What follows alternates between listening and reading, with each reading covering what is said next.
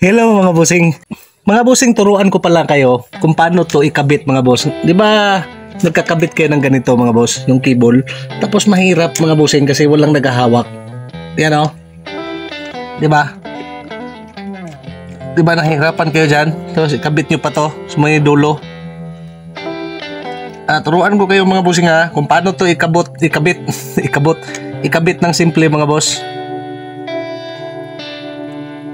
Diba mahirap mga boss. Tapos ikakabit mo pa to. Naghahawak ka pa.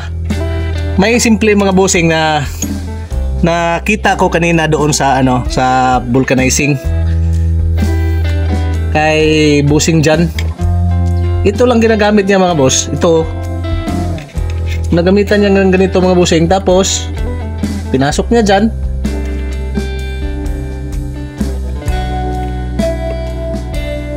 Yan mga boss, kahit wala nang hawak-hawak.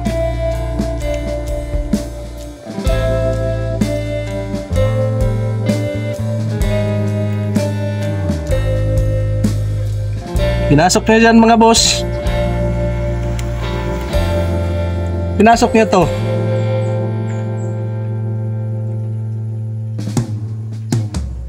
Tingnan mo mga bossing, easy lang no.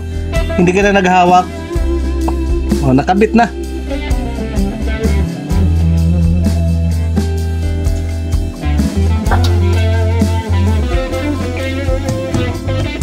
Nakabit na mga bossing na hindi na hinahawakan to, tinutulak na ginaganon-ganon nyo. Mabilis lang pala. So shout out ako sa hindi ko sinabi mga bossing na tinitingnan ko yung ginagawa niya mga boss. Ginagaya ko. Tapos binablog ko pa para din magaya nyo mga bossing. Ganon yan. So lagyan lang pala ng ganito mga boss. Kahit doon sa likurang bahagi mga bossing. Doon, pwede rin. Ganon nyo lang oh. Mamit kayo ng ganito. Ngayon ko lang to alam ba?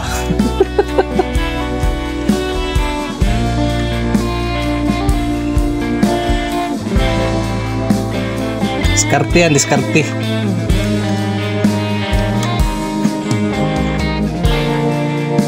Ito na pala yung motor ko mga boss. Ayan, nakabit na, di ba?